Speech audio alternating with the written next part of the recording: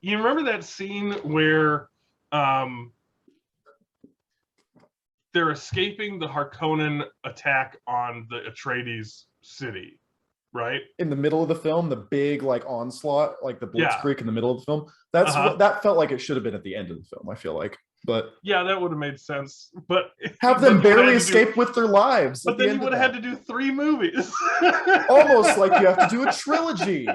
Oh my god. It would have been so much better. We just solved it. Sorry, yeah, so what happens?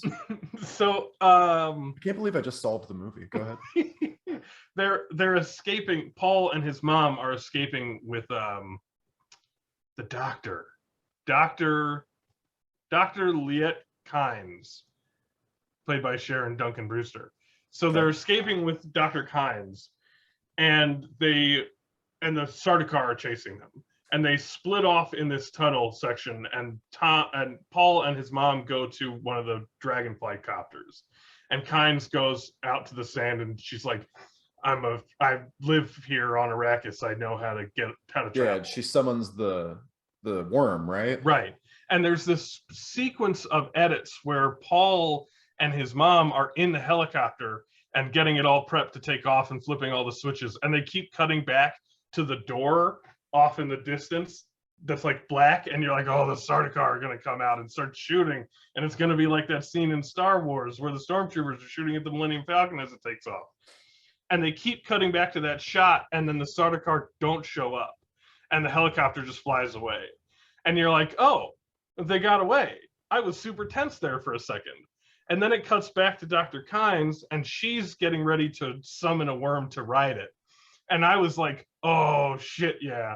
She's going to ride a worm. Shit's going to be sick. And then she gets stabbed from behind, and water sprays out instead of blood. Yeah. And then the Sardaukar are there. And there were no cuts back to the exit from the caves. So they like played up the tension of the Sardaukar threat when it was Paul and the mom. And then when it was Dr. Kynes, they didn't play it up at all. So that when she finally gets stabbed, I was legit surprised, even though I really shouldn't have been. Okay, that's a good thing, I guess. And then it all gets paid off because the worm eats them all. And we get to see the vibrating sand as they sink into it, and then the big mouth comes up out of it. While we're talking spoilers, I guess, I also enjoyed the setup at the beginning of the weird distorted voice talking or whatever. Oh, yeah, the voice. And then, yeah, it gets set up, payoff. I enjoyed that. That stuff is cool. That goes in the pro column. Yeah, the part where the Bene Gesserit Mother Superior or whatever her name is uses the voice on him, and he's like, how dare you use the voice on me? And she's all, it was pretty good. Was there sexual tension between him and his mom in this movie?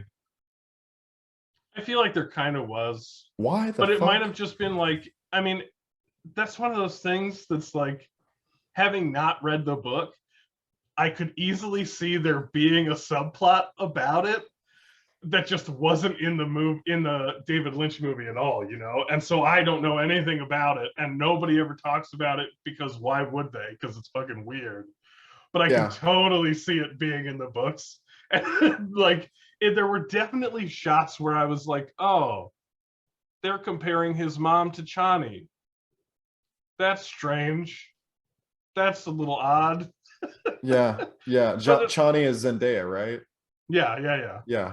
And there's just moments where they're like about to change clothes, and they like both like look at each other like for like a second too long. I thought that was a little weird.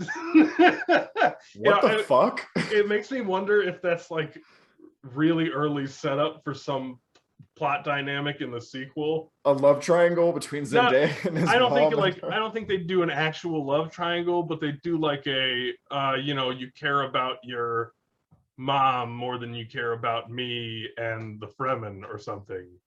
You know what I mean? But maybe, yeah. I don't know. It was weird. I'm not that you're like the third person that I've said this to, and that's also been like, yeah, I kind of saw that. It was weird. And yeah, I don't know. The second movie, what do you know? What can we expect in the second movie? In terms of plot wise?